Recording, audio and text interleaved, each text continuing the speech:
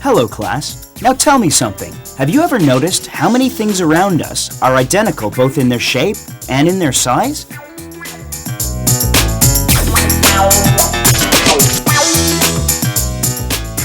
If things are produced to fit certain specifications of shape and size, then it's not surprising if some of these things have the same shape and size. Now I have here some hexagonal coasters. Nice, aren't they? Let me see. Now if we look closely, we can see that these coasters are identical in shape and size. Therefore, we call them congruent figures. Now, here's a set of round coasters. Colorful, aren't they? We can see that these coasters have the same shape but different sizes. So in this case, we call them similar figures. Just by looking, you can't tell if they're identical, though. They could be bigger or smaller. If we lay them on top of each other, we can see whether they're congruent or not. To get a better idea of congruence, let us take these insoles. Take a good look. Are they congruent? Right. They're not. I can't overlay them. This way I can. In fact, the two figures are congruent. If we fold the image of reflectional symmetry over the axis of symmetry, the two figures overlay exactly, so the figures are congruent. So figures which have the same size and shape are congruent figures. All right, class, how can we make congruent figures? I'd like you all to think it over.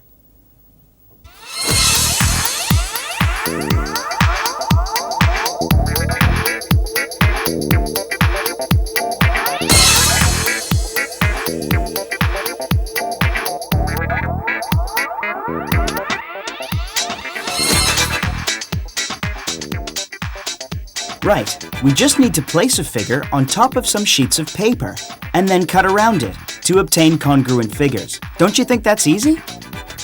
Sure, but are there any other methods? Of course there are other methods. I'll show you. For example, you can make congruent figures simply by using a stamp and some ink.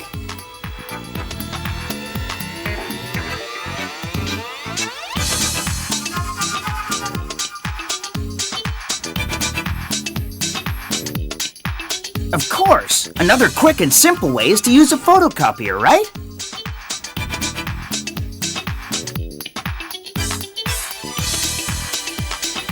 And another simple and very quick method is to use computer software, like this. So these are congruent figures. Now let's use triangles to investigate the geometrical properties of congruent figures. Right. Now then, look at these two triangles. Here we have triangle ABC. Here are its three vertices, A, B, and C. And here we have the triangle X, Y, and Z. Here are its vertices, X, Y, and Z. The two triangles in this example are congruent. They have the same shape and the same size. The angles that overlay each other are called corresponding angles. The sides that overlay each other are called corresponding sides. What can you say about the properties of congruent triangles?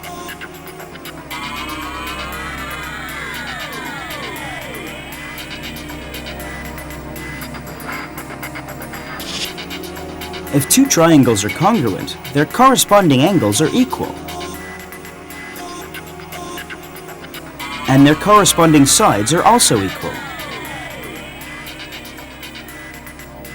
In other words, we can say that if two triangles have equal corresponding angles and equal corresponding sides, then the two triangles are said to be congruent.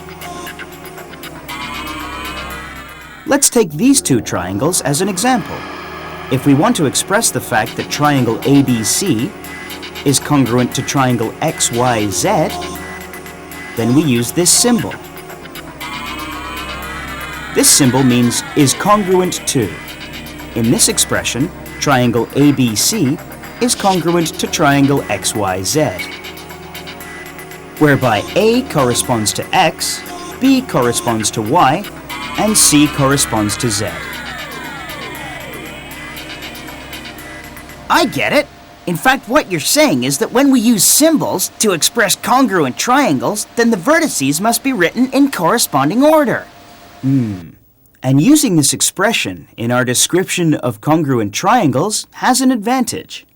The equal nature of corresponding sides and corresponding angles can be utilized in calculations to calculate the values of unknown angles or sides within the triangles. Take this example. In triangle DEF, angle E equals 35 degrees. DE equals 6 centimeters, and the length of EF is unknown.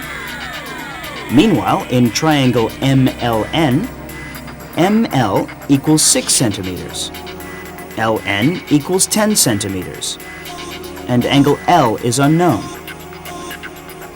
It's given that triangle DEF is congruent to triangle MLN.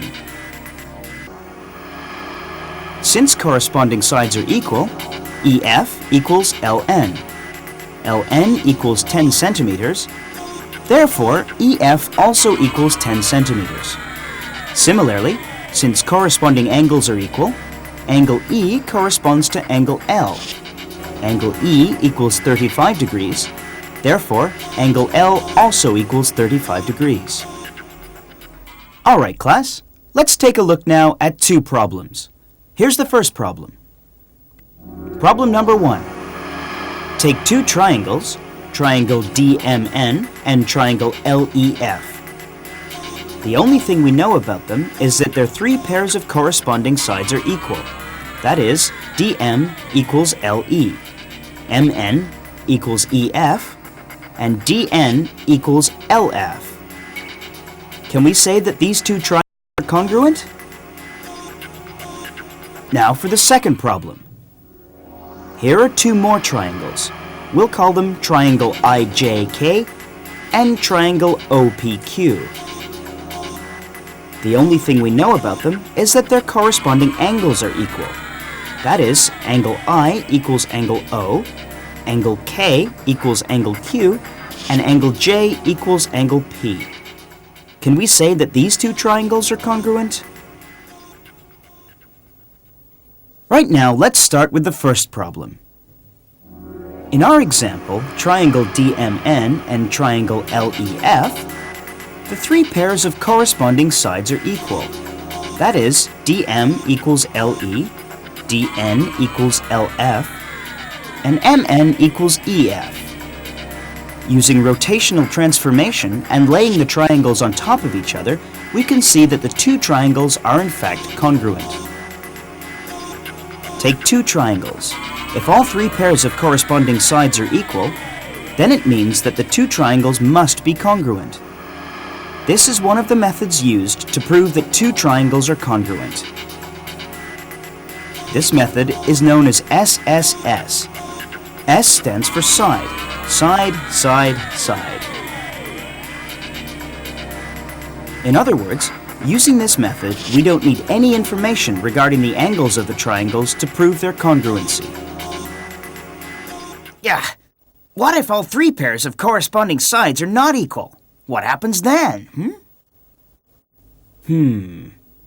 All right, class. You'll be given some information, some lengths and angles that will make up a triangle. Then, using the information you'll be given, I want you to draw the triangle. Next, cut it out, then compare triangles among yourselves. Here's the information for the first triangle. The lengths of two sides are 8 centimeters and 6 centimeters. The included angle is 60 degrees. I'm going to draw a triangle ABC. AB equals 8 centimeters.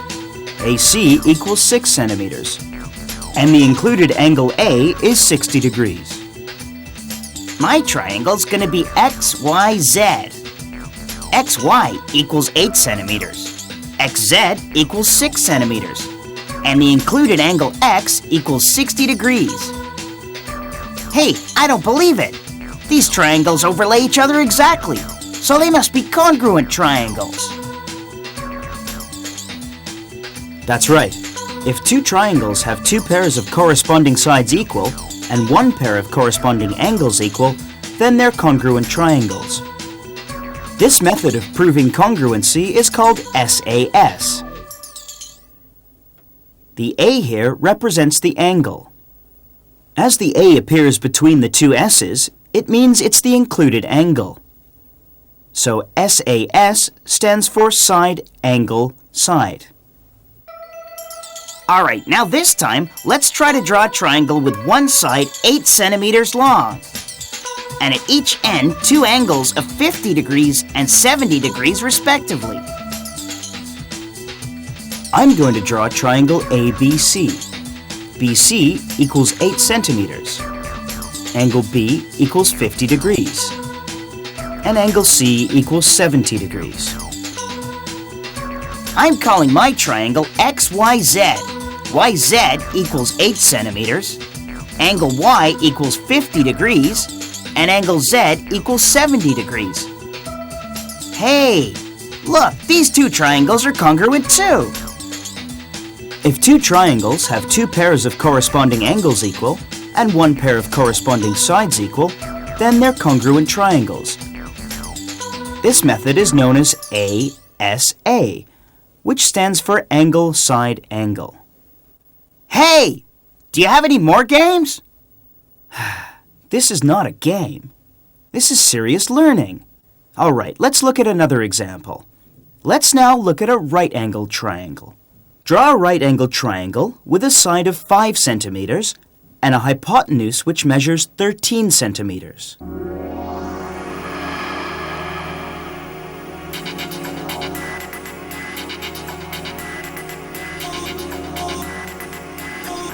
Hey, this is amazing! They're congruent triangles!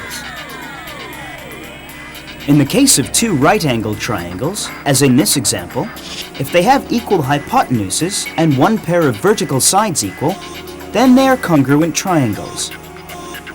This method is known as RHS. Here, H represents the hypotenuse. So RHS stands for right angle, hypotenuse, side.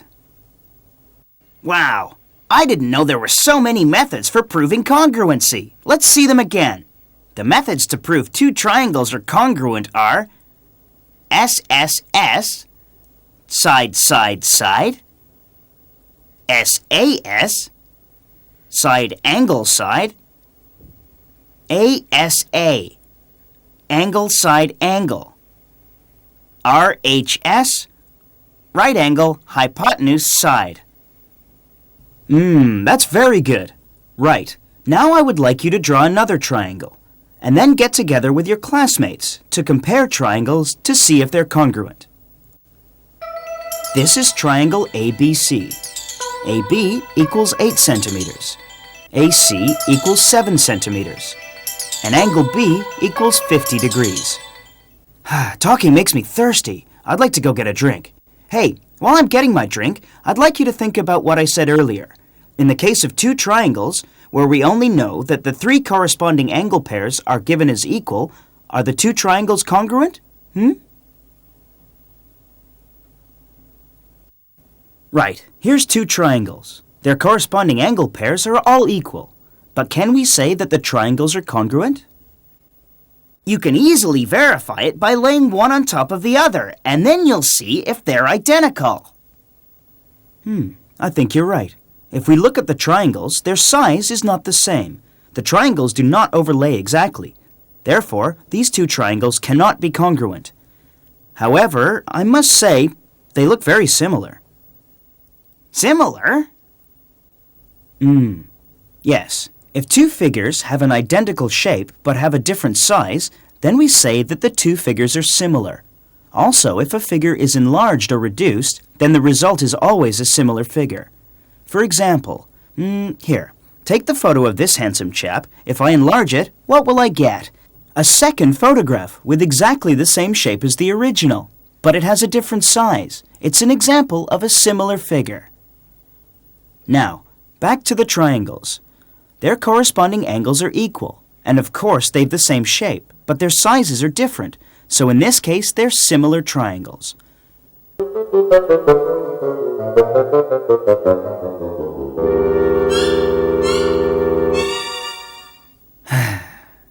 All right, class. Remember the concept of enlargement and transformation? Now, take a triangle.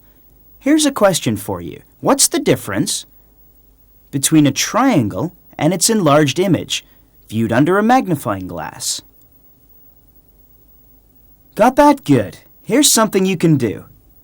Right, I want you to take this protractor and measure each of the angles of the two triangles.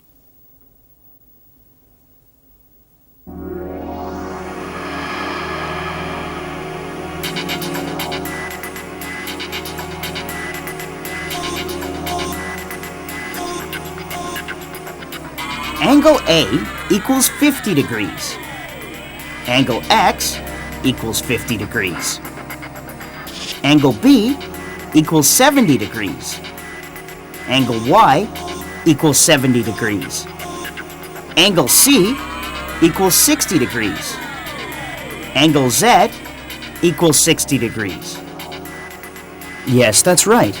Their corresponding angles are all equal, aren't they? They're similar triangles. We use this symbol to express similar triangles. The symbol for similarity is like the congruency symbol, but takes away the equal sign. The symbol means that the figures are not equal. This method for proving similarity between triangles is known as AAA. This stands for angle, angle, angle. And what's the relationship between corresponding sides of two similar triangles? Well, to discover that, we have to measure each side of the two triangles one by one.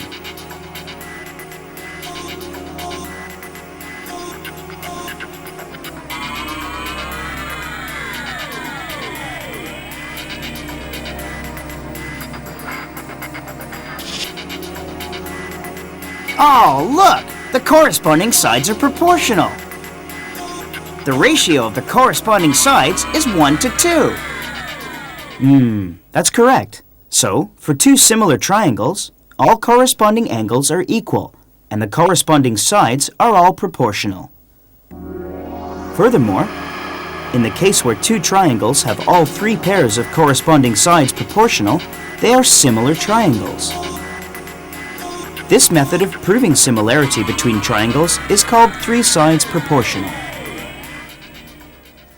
What about these two triangles? Their three pairs of corresponding angles are equal, and the ratios of their three pairs of corresponding sides are all equal to 1. What should I call them? Congruent triangles or similar triangles?